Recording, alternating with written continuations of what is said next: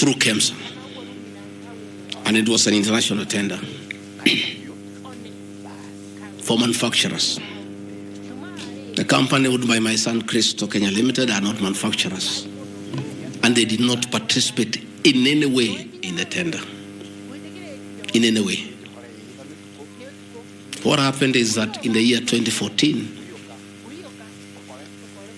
8 years before I became deputy president, Shobika Impex Limited appointed Cristo Kenya as their local agent, whose work is to do their errands and follow their supplies at the ports of entry. Cristo Kenya did not participate in this tender. It was done by Shobika.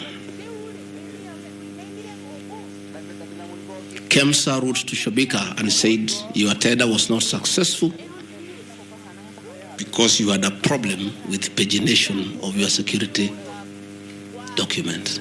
Pagination. Those of you who have done tenders, you number the pages. And if they are not right, you can be disqualified. And therefore, they were told, can you come and collect your bid board, your original bid board? That's what happens. If you participate in a tender and you don't win, you are asked to collect your bid board. And they kept on coming to collect the bid board. It was not available for almost 3 months. And they asked the local agent, that is Cristo Kenya Limited, can you follow up on our behalf? We participated in this tender. We did not win. We have a letter asking us to collect the bid board. We are waiting for it because this is money that is tied as our agent in Kenya. Can you follow up? And that is why when my son on behalf of Cristo Kenya Limited went to KEMSA trying to follow up. And when it was not working, he brought it to my attention and I made a call to Mr. Andrew Mulwa, asking, my son has been here. There is a little issue about a bid board of an unsuccessful tenderer. Why is it that this is money that is tied? And these are foreigners, these are foreign investors. We don't want to make life difficult for them. Please, why don't you release it to it unless there's a problem? No, he said, no, the matter is under investigation. That is why we cannot release it. The bid board is with the SEC. I said, fine. If the matter is under investigation, so be it. Right along, the investigations were over. EACC wrote to KEMSA and returned the bid board.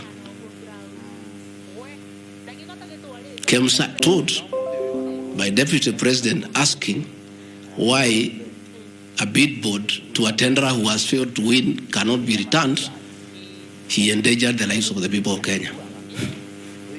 That is how absurd the allegation is. There is no evidence that the company with my son participated in the tender. They did not participate. There is no evidence that the Deputy President interfered with the tender. The only crime is that urging so that we don't frustrate foreign investors.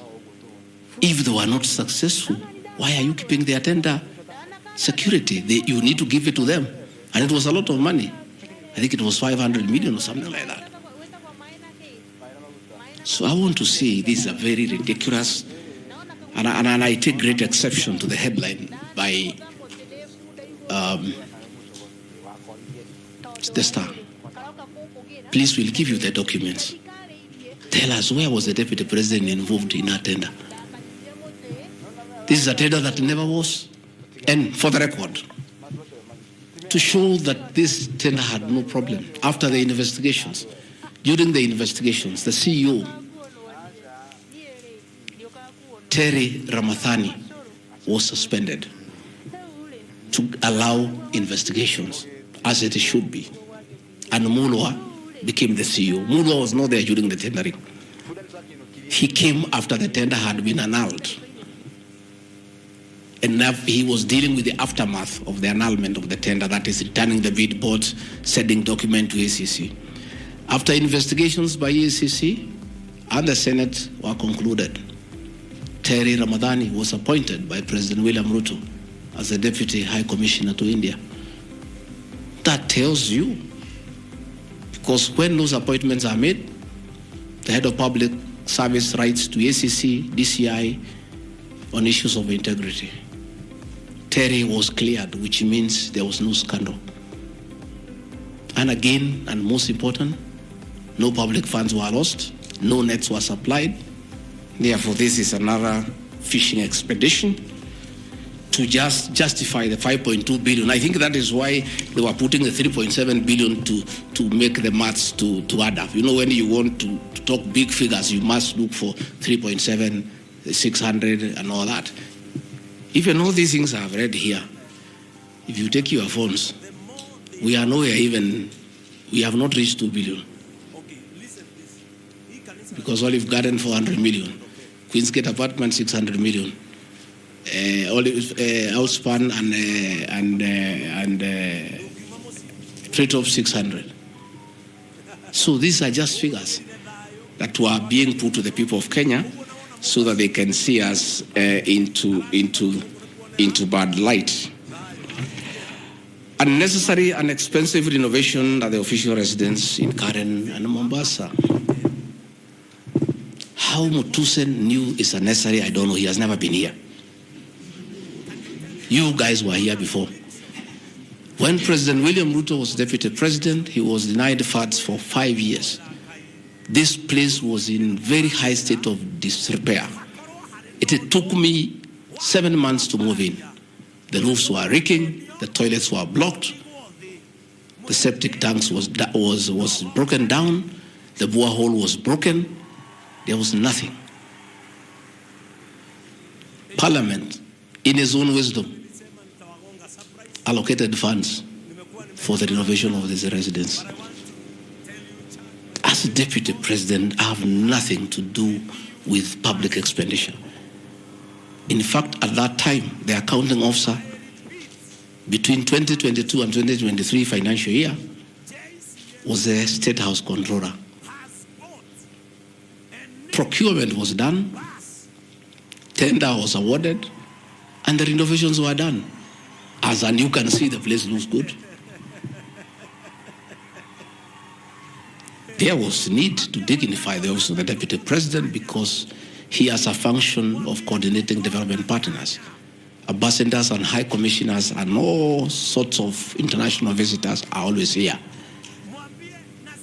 So to dignify the office of the deputy president, the residents needed to be in the right standard, and that is not my decision, and I have nothing to do with it. As for the contractor who was awarded the job, I don't know him, and I don't need to know him. I have no business. Where he transferred his money, I would not know. I have no access to his account. Whether he is related to me, the answer is no. I don't know him. And for the record, I don't wish to know him, because it's not necessary.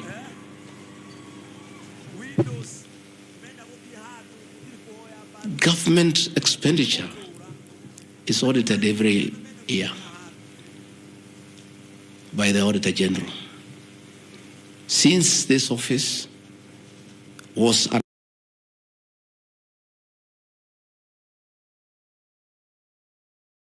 the executive office of the Deputy President for that financial year, the Auditor General did her inspection and gave us a clean bill of health.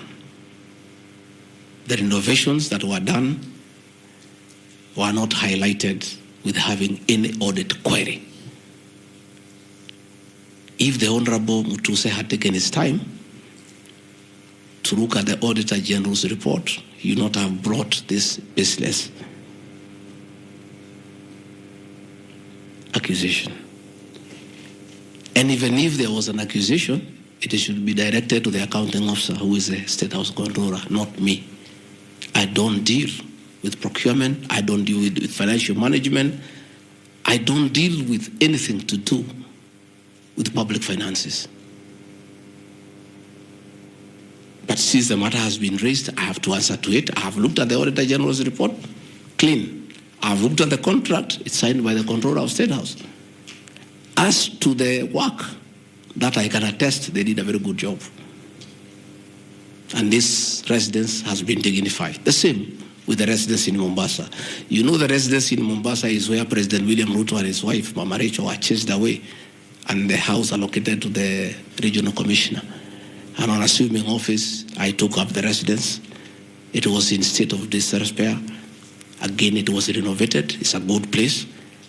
And I normally go there when I go to Mombasa. And it makes a lot of sense, because before the renovation of that residence, anytime I went to Mombasa, I normally have a huge delegation of security people, hospitality, and all that goes with the office, not really me. The bills were very expensive. It makes a lot of sense to have an official residence for the deputy president in Mombasa, so that when he is there, you cut down on public expenditure.